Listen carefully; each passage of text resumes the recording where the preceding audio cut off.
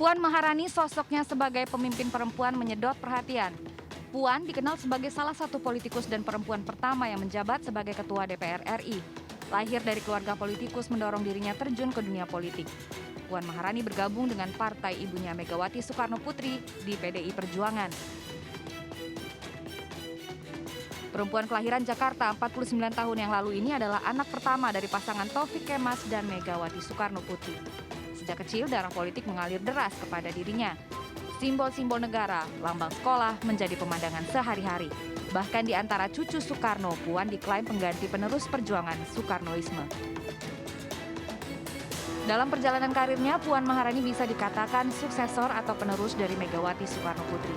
Puan pernah menempati berbagai posisi politik strategis, bahkan di internal PDI Perjuangan sosok perempuan didaulat menjadi panglima perang yang berhasil membawa partai politik berlambang banteng moncong putih ini menjadi pemenang pemilu. Pengalaman dan perjuangan Puan terus terasah, bahkan namanya saat ini terus digadang-gadang menjadi calon presiden di 2024. Kini di tengah perjuangan, mampukah Puan menjawab tantangan menjadi pemimpin Indonesia di masa depan?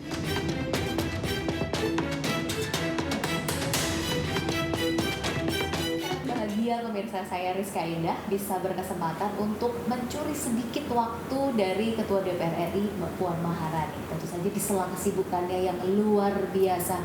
Mbak Puan, apa kabar? Alhamdulillah baik. Sehat selalu, tetap fit dengan segala aktivitasnya, Masya Allah. Kalau saya lihat tadi serentetan agendanya itu luar biasa ya. Insya Allah. Dari pagi sampai ketemu pagi lagi gitu. Boleh di-share dong Mbak Puan, apa sih yang bikin Mbak Puan ini tetap terlihat fresh, terlihat segar, fit gitu sepanjang hari? Berusaha makan yang cukup. Makan yang cukup. Kemudian tidur yang cukup. Dan yang terakhir semangat. Semangat ya, tetap semangat ya. Harus semangat. Di sela-sela agenda masih menyempatkan untuk merem sedikit gitu? Ya harus ya. Tapi saya biasanya cukup tidur malamnya aja. Jadi dipaksa untuk tidur malamnya supaya di sela-selanya nggak perlu merem. Karena nggak ada waktu buat merem. Nggak ada waktu buat merem. Wow, itu yang mungkin harus kita pelajari juga ya dari Mbak Puan. Baik, Mbak Puan ini kalau boleh kami menyebutkan adalah kemarin rame-rame yang kaitannya dengan kebocoran data, pencurian data gitu. Mbak Puan salah satunya yang sempat disapa oleh Bjorka, kalau kata warganet seperti itu. Gimana Mbak Puan menanggapinya? Ya, yang pertama bahwa perlindungan teknologi terkait cyber di Indonesia ini harus terus diperkuat. Dan di DPR ini kan akan ada disahkan dalam waktu dekat ini undang-undang perlindungan data pribadi. Walaupun mungkin itu tidak bisa secara maksimal melindungi, namun paling tidak Indonesia akan sudah punya payung hukum terkait dengan kemajuan teknologi, kemajuan cyber, namun seluruh masyarakat data-datanya itu bisa terlindungi. Namun juga saya mengharapkan semua kementerian lembaga yang terkait dengan perlindungan data masyarakat dan negara bisa memperkuat sistem dan SDM-nya terkait dengan perlindungan hal tersebut. Artinya tinggal selangkah lagi ya sebenarnya ya. Insya Allah itu akan menjadi undang-undang. Akan menjadi undang-undang karena sebenarnya pembahasannya sudah selesai, tinggal menuju ke mekanisme yang selanjutnya.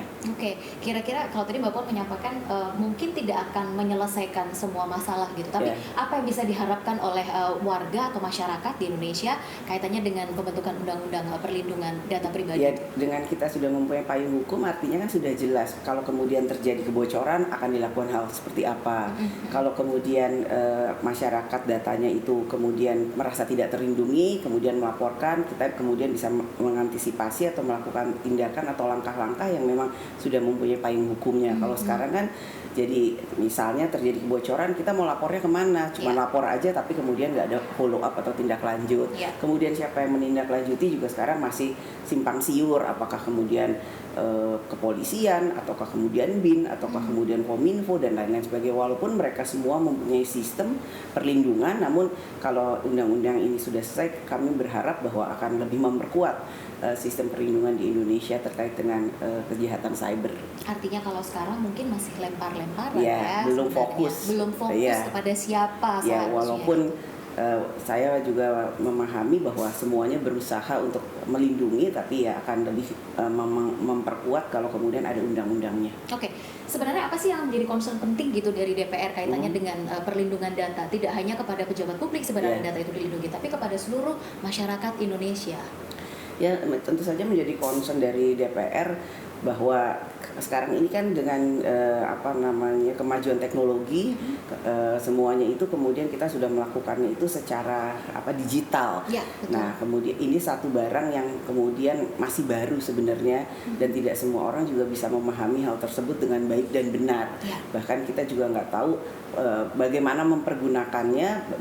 Kemudian kalau kemudian diminta untuk mengisi suatu data digital, Ya. kemudian kita hanya tulis-tulis aja mengisi saja. Namun ternyata kalau kemudian itu bocor kan ya akan menjadi tidak mengenakan dan merugikan bagi orang tersebut atau masyarakat kalau datanya itu kemudian bocor kemana-mana, karena data pribadi adalah data yang memang hanya milik pribadi dan hanya bisa dipergunakan atas seizin oleh orang tersebut. Nah, itu yang paling penting untuk kita bisa mitigasi preventif, jangan sampai kemudian kita mau mengikuti satu kemajuan era teknologi digital namun kemudian kita tidak bisa melindungi pemakainya. Siap, tinggal selangkah lagi. Ya, insya Allah. Kita akan menunggu benar-benar ada payung hukum yang memang melindungi seluruh data pribadi, baik itu pejabat publik maupun juga seluruh masyarakat di Indonesia.